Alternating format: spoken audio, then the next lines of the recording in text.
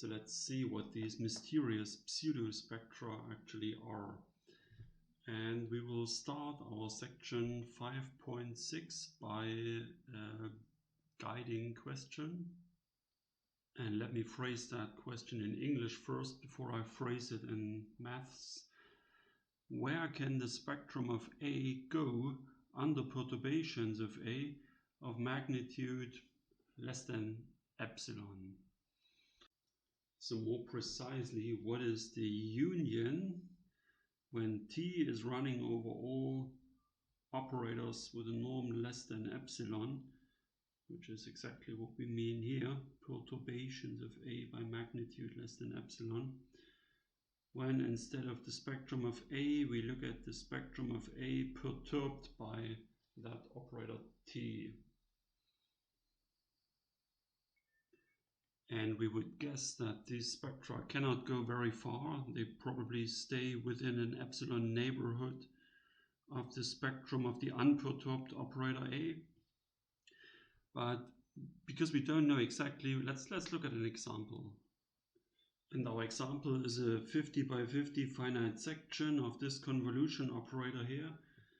And the sequence A looks like this. So on the main diagonal you have minus ones, and then below the main diagonal you have another minus one, and above you have three diagonals with plus ones. If you're asking where this idea is coming from, you should ask Mr. Joseph Frank Karl, whose last name I don't know how to pronounce correctly. I'm sure people from former Yugoslavia know how to pronounce that because that's where he's from, I believe. So it's a 50 by 50 matrix, and for the unperturbed matrix we should be able to see 50 eigenvalues, and that's where these 50 eigenvalues are. You can see the 50 little red stars, and apparently they are all to the left of the imaginary axis, which you can see here at point 0. Okay, now let's perturb the matrix A by random matrices of norm not more than epsilon. And as I said, we expect to see that these spectra of the perturbed matrices are located inside an epsilon neighborhood of the spectrum, which would be inside these black little circles. In particular, everything would still be nicely to the left of the imaginary axis. So if you have an associated dynamical system, everything is nice and decaying to 0. Okay, but let's see what the matrix thinks. And it doesn't think so. So it has eigenvalues in blue that are way outside of these little circles that mark the epsilon neighborhood of the spectrum of A.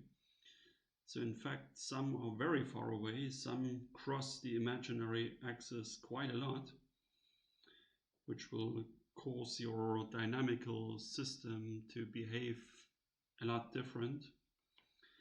And of course, it's important to know which eigenvalues are these and why are they going away from the original ones so much, and what's the whole deal here. So let's summarize what we just saw. The original matrix A has 50 eigenvalues, which are the little red stars that you see along this line here, together with their epsilon neighborhoods. But the 100 random perturbations, where every matrix T that we use to perturb A had a norm less than our chosen epsilon, give you in fact spectra that extend these epsilon neighborhoods by far. And if you let this code run for much longer, you would get the picture like over here, where we took 20,000 random perturbations. To be honest, the epsilon is a little bit different here than it was over there. You can see that this is much wider than we can see it over here, but this is roughly the picture that you get.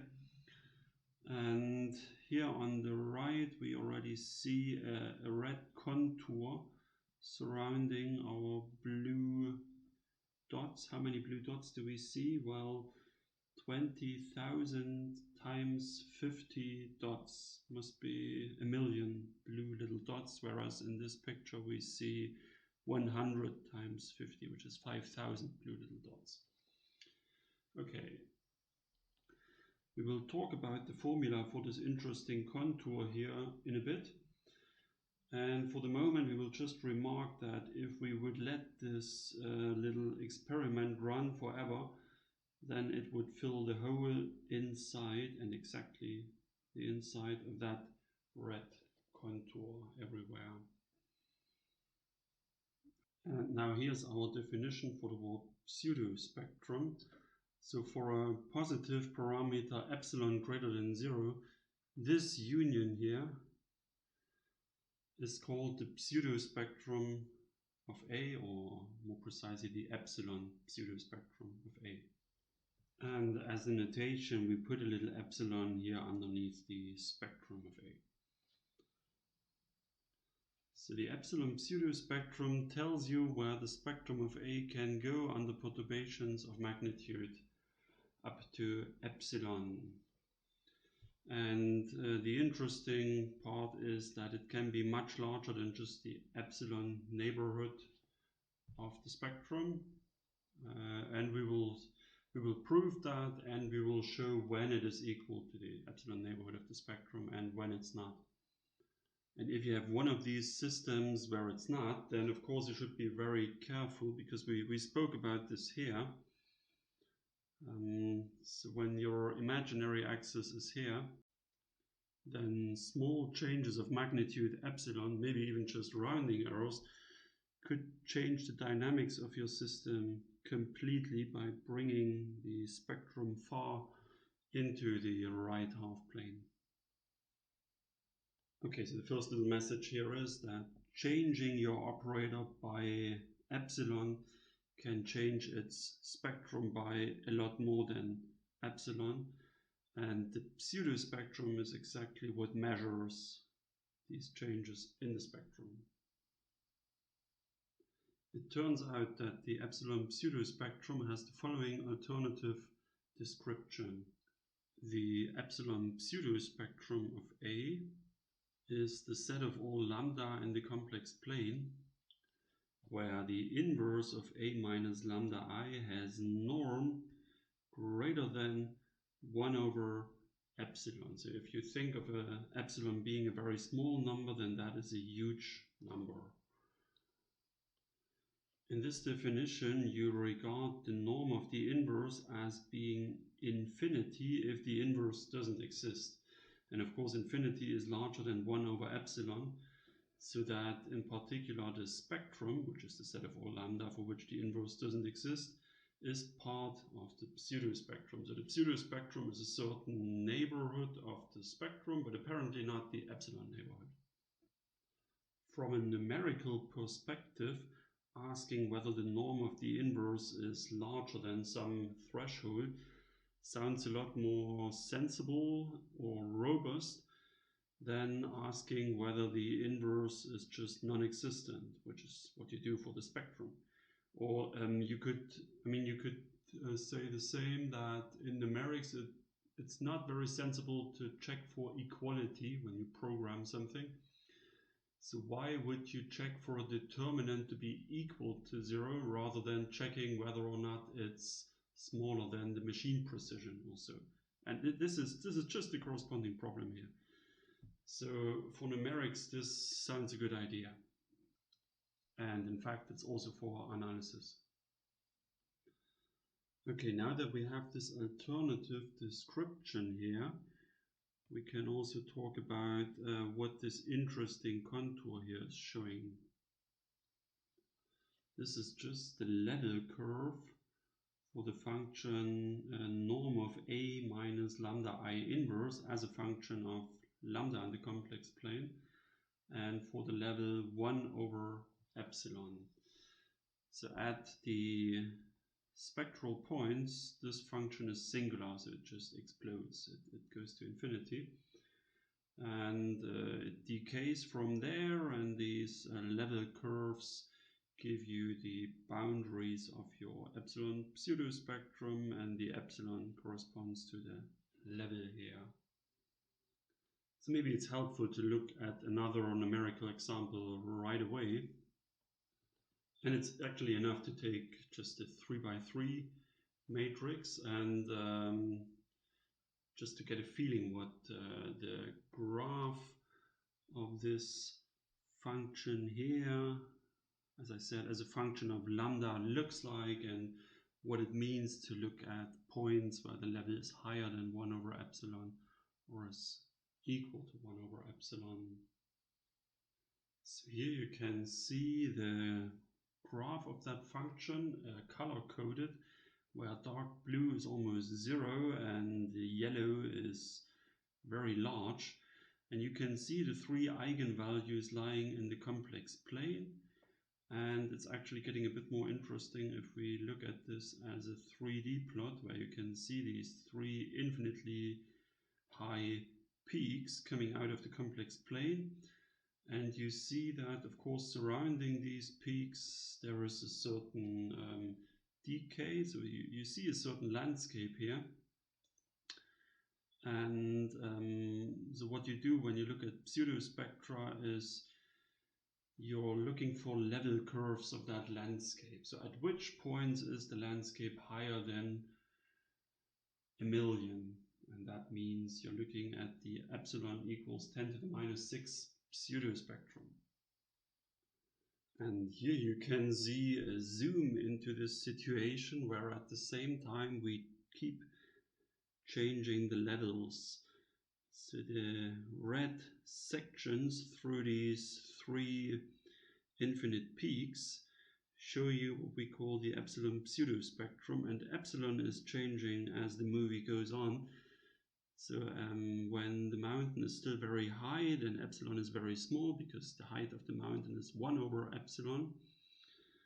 And in a situation like now, epsilon is very large, the mountain is very small, and you see a rather large set. So for very small epsilon, you're close to the spectrum, which consists of only 3 little dots in this case for the simple 3x3 matrix. And these are the eigenvalues. And this neighborhood of the eigenvalues is growing as epsilon grows. Okay. I said it that not just for numerics but also for analysis it's a good idea to study pseudospectra. Actually, this collection of pseudospectra, I say collection because you have a whole family which is parameterized by epsilon, contains more information on the behavior of your dynamical system than the spectrum on its own does. Maybe this fits. No, let's put this on a new page. So for dynamical systems, we know that the location of the spectrum of A determines the behavior of your system as time goes to infinity.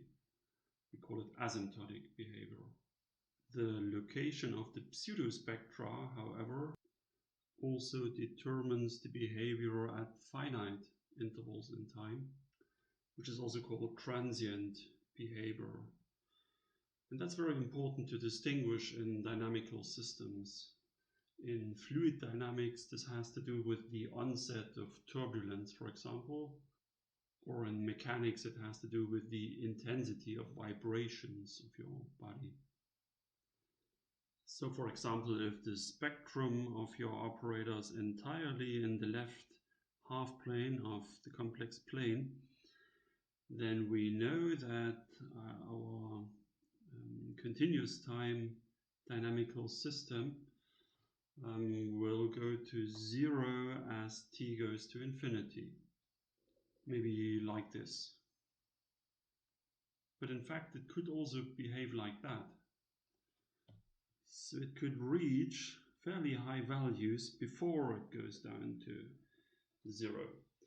And the spectrum cannot distinguish between the blue and the red curve. The spectrum will just tell you, yes, it goes to 0 as time goes to infinity.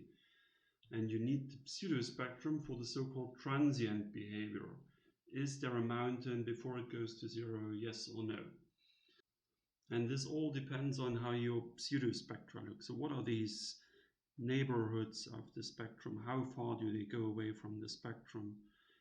If you look at your epsilon scale. And of course, this is important to know. I mean, the spectrum will tell you that the wings of your airplane will eventually stop vibrating.